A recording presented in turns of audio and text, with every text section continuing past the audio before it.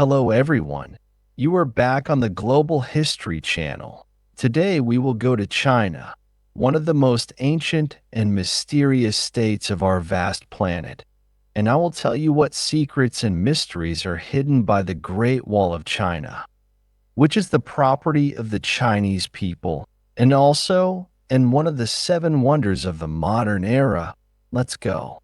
Construction of the Great Wall of China began in northern China in the 3rd century BC, during a time of frequent clashes between the Chinese people and the Xiongnu.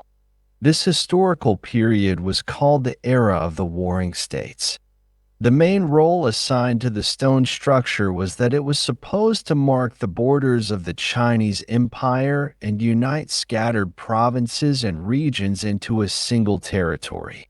In the center of the Chinese plains, new trading posts and cities arose every now and then.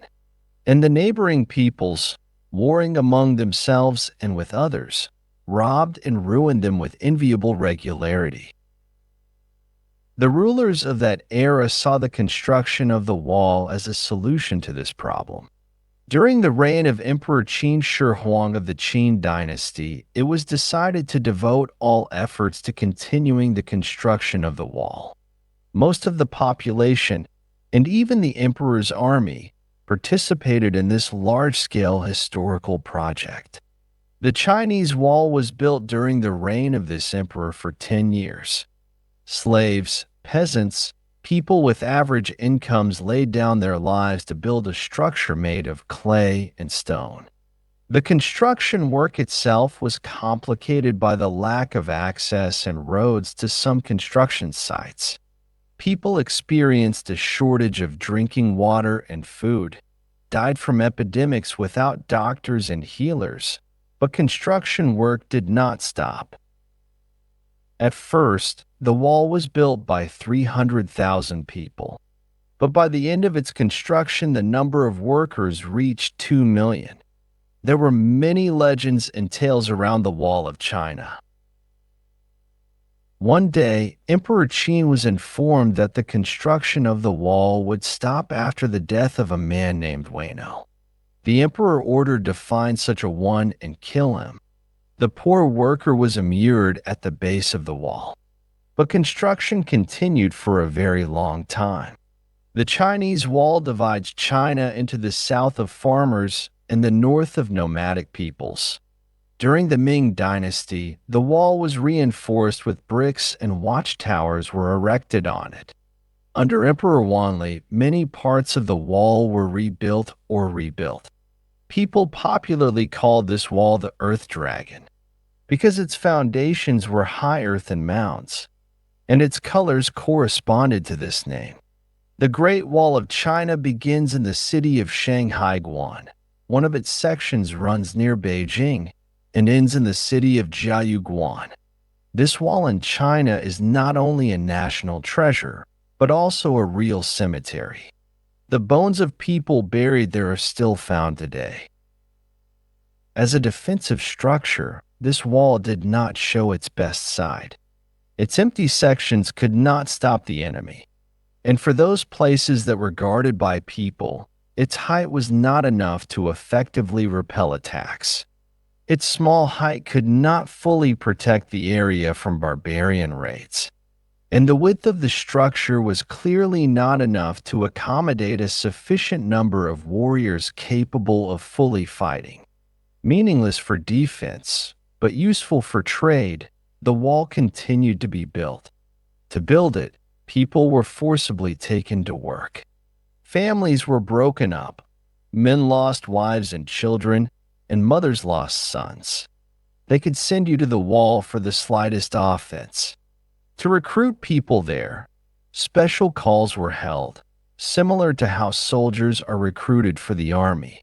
People grumbled, and sometimes riots were organized, which were suppressed by the emperor's army. The last riot was the last. After all, after him, the reign of the Ming Dynasty came to an end, and construction stopped. The current Chinese government has introduced a number of fines for damaging landmarks. This had to be done due to the fact that many tourists wanted to take a piece of the Chinese wall with them, and the natural processes of its destruction only accelerated from such barbaric actions. Although in the 70s it was proposed to destroy the wall deliberately, due to the prevailing political worldview at that time, the wall was perceived as a relic of the past. Before the reign of the Qin dynasty, primitive building materials were used for the wall: clay, earth, pebbles. After this period, they began to build from sun-baked bricks, and also from large stone blocks. Construction materials were taken from the same place where construction took place.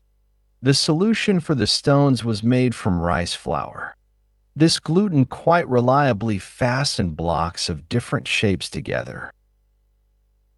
Modern Chinese view the wall differently. Some experience sacred awe at the sight of it. Others can easily throw garbage near this landmark. Most people have a moderate interest in it, but the Chinese go on group excursions to the wall just as willingly as foreign tourists. Mao Zedong wrote in his book that anyone who has not visited the Great Wall cannot call himself a true Chinese. On small sections of the wall, runners' marathons are held annually, excursions are held, research work and reconstructions are carried out. Among the abundance of information about the main Chinese attraction, a fairly popular myth is that the Wall of China is visible even from the moon.